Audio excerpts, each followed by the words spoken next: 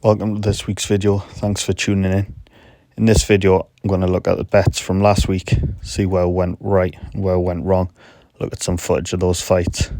Also look ahead to next weekend, do a style breakdown of the fight between Raven and Skye, look at some footage, strengths and weaknesses, and then look at making a prediction at the end. Also reviewing the betting challenge that I put out last week, a free group for a few of us to join, try and 4 times our money as fast as possible. Right, so the first fight on the slip was the Subaru Murata fight. 7-0 southpaw with 7 KOs, which I mentioned last week, with a bit of film on there too. You'll see on the screen, there'll be a bit of footage come up now of the actual finish of the fight.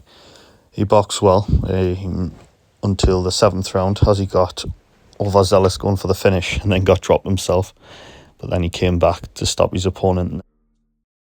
The next part of the slip was the under 7.5 and Nick Ball to win, which looked like it was coming in easy after the 3rd round. I put the footage up on the screen of Nick Ball absolutely mauling Ronnie Rios after dropping him. I thought the ref was about to stop the fight. Unfortunately not. He did score 2 knockdowns, Nick Ball, within the 7 rounds, but he couldn't get the finish obviously until the 10th round, which was bittersweet. I didn't land that YouTube bet, but I did land a few bets with Nick Ball moneyline and inside the distance. Also, as part of the YouTube challenge that I set last week, I had the no distance on the Nick Ball fight, which I'll go into in a moment. So the betting challenge that I mentioned doing for a bit fun on the last YouTube video and earlier in this video was basically to end up, after a few weeks, or as fast as we can get there, end up 4 units up, or maybe turning, well, I started with £25, going to turn it into 125 hopefully. So the first bet, I wanted to get off to a good start. I went for a 3-fold bet that would turn £25 into £60 to get off to a pretty good start. And then this week, I'm looking to possibly, depend on odds, turn the 60 into 100, and then we'll go on after that. We can bet much safer to get to the 125. Right, in this part of the video, I want to have a look at this fight, because I've got quite a substantial stake on this fight. I'm not going to say who my pick is yet, but I'll save that for the end after looking at the film. At the end of the video, I'll post this week's bets. But first, we'll look at the footage here and try and determine a winner, because both girls have very different styles. Right, in this footage, you'll see Skye against another physical fighter who was a little bit taller than her. Similar sort of dimensions to Raven, puts the pressure on. If you notice one thing about Skye, whenever she attacks or whenever she's defensive, she's not going in a straight line. She punches and then cuts off to an angle. When she's going backwards, she's never going backwards in a straight line. It's always off to the left or off to the right. Next, we're going to look at some film of Raven Chapman. Very physical fighter, almost a polar opposite in style to Skye Nicolson. She wants to get inside, rough you up, land at the body. That's a big part of her game, is to land body shots. Whip them in there, as you see.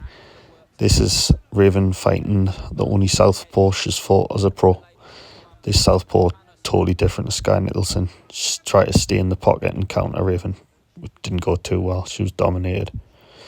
Here you can see Raven trying to fight on the outside a little bit, taking a few shots. That's not her game. She needs to get up close. My pick to win this fight is Skye Nicolson on points. If you could design a style perfect to beat Raven Chapman, it would be Skye. Her style, the way she judges range, her footwork, and her ring IQ. She knows how to set traps and she's used to fighting pressure fighters, whereas Raven has never fought somebody with a similar style to Skye. The one southpaw she did fight was useless. I think in this fight, Skye's just going to be offsetting Raven all the time. Raven needs to kind of set her feet to punch, where Skye can punch set or she can punch on the move. One of Skye's best attributes that she has is her ability to punch while she's moving. So when Raven comes in, she can be met with a jab and then a counter right check hook, and then Skye will move off to her right. When she's going left, she likes to counter the orthodox right hand with her left hand to the head and to the body, but she never goes back in a straight line where Raven can follow her out. She'll be going off to the side. And when Raven does get close, Skye's clinch game is actually okay. I watched her against Lucy Wildheart, who was quite physical, and Skye managed that fine. But most of the time in that fight, she was turning, creating angles, and not getting pinned on the ropes. She hardly ever came close.